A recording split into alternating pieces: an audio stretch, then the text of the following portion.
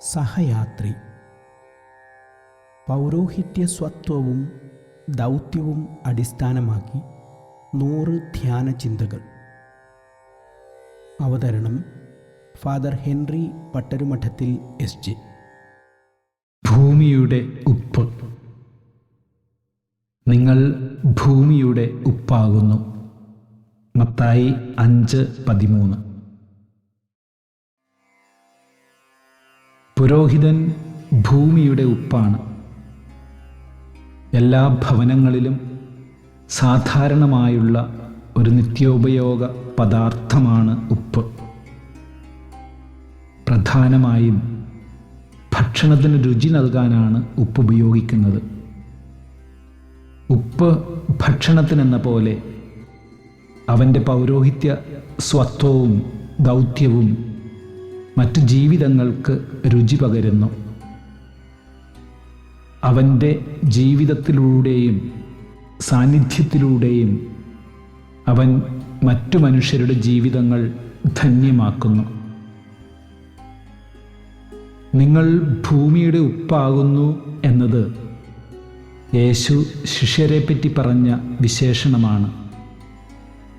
നിങ്ങൾ ഉപ്പാകണം എന്നല്ല, നിങ്ങൾ ഉപ്പാകുന്നു എന്നാണ് അവിടുന്ന് പറയുന്നത്.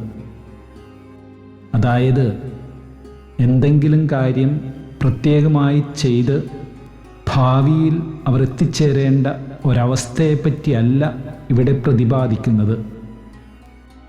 അവർ ഇപ്പോൾ എന്താണോ അതാണ് ഇവിടെ സൂചിപ്പിച്ചിരിക്കുന്നത്.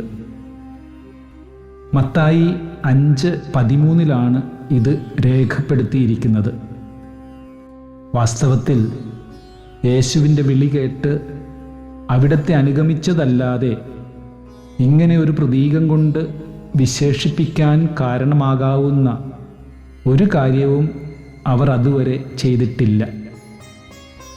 മത്തായിയുടെ സുവിശേഷമനുസരിച്ച് ശിഷ്യന്മാർ ആദ്യമായി സംസാരിക്കുന്നത് പോലും 8-ാം അധ്യായത്തിലാണ്.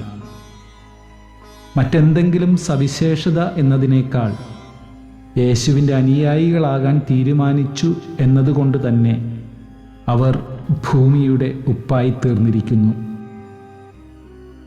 അതുപോലെയാണ് പുരോഹിതനും.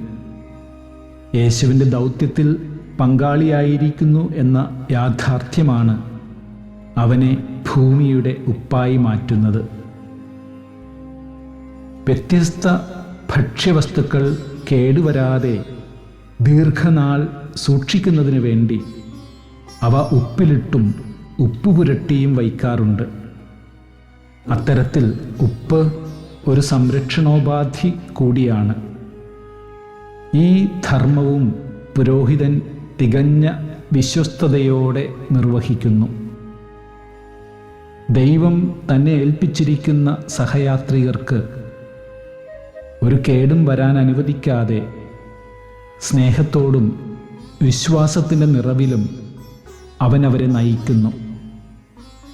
അവരുടെ യാത്രയിൽ അവൻ്റെ പൗരോഹിത്യ സ്വത്വം അവനെന്ന പോലെ സഹയാത്രികർക്കും സംരക്ഷണ കവചമായി വർത്തിക്കുന്നു.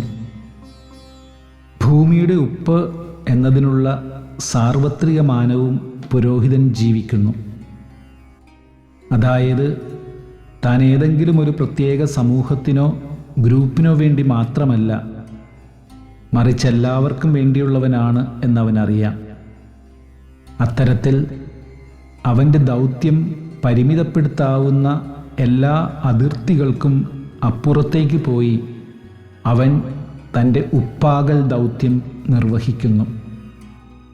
രുചി പകരുകയും സംരക്ഷണോപാധിയായി വർത്തിക്കുകയും ചെയ്യുന്ന പ്രക്രിയയിൽ ഉപ്പ് അലിഞ്ഞ് ഇല്ലാതായിത്തീരുന്നു. അങ്ങനെ സ്വയം ശൂന്യവത്കരിച്ചുകൊണ്ടാണ് ഉപ്പ് അതിൻ്റെ ധർമ്മം നിറവേറ്റുന്നത്. അങ്ങനെ അലിഞ്ഞില്ലാതായില്ലെങ്കിൽ ഉപ്പിൻ്റെ രുചി ആസ്വാദ്യമാവില്ല. ഉപ്പിന് ഗുണമില്ലാതായാൽ അതിൽ പൊതിഞ്ഞു വച്ചിരിക്കുന്ന ഭക്ഷ്യവസ്തു ജീർണിച്ചു പോയെന്നും വരാം. പുരോഹിതനും ഇതുപോലെ സ്വയം ഇല്ലാതായിക്കൊണ്ടാണ് അവൻ്റെ പൗരോഹിത്യ ദൗത്യത്താൽ മറ്റുള്ളവരുടെ ജീവിതം ധന്യമാക്കുന്നതും അവരോടൊത്ത് കർത്താവിൻ്റെ വഴിയിലൂടെ യാത്ര ചെയ്യുന്നതും. ധ്യാനം. സ്വസ്ഥമായിരുന്ന് മറ്റുള്ളവരുടെ ജീവിതങ്ങൾക്ക് രുചി കൂട്ടാനായി ദൈവം തന്ന ഈ വിളിയോർത്ത് ദൈവത്തിന് നന്ദി പറയുക.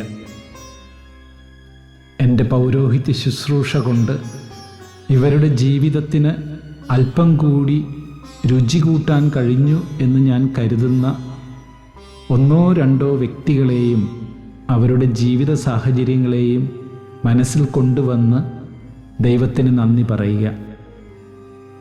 എന്നെ ഏൽപ്പിച്ചിരിക്കുന്ന ഈ ദൗത്യം ഏറ്റവും സ്നേഹത്തോടും വിശ്വസ്തയോടും തീഷ്ണതയോടും കൂടെ തുടരാനുള്ള കൃപ യാചിക്കുക.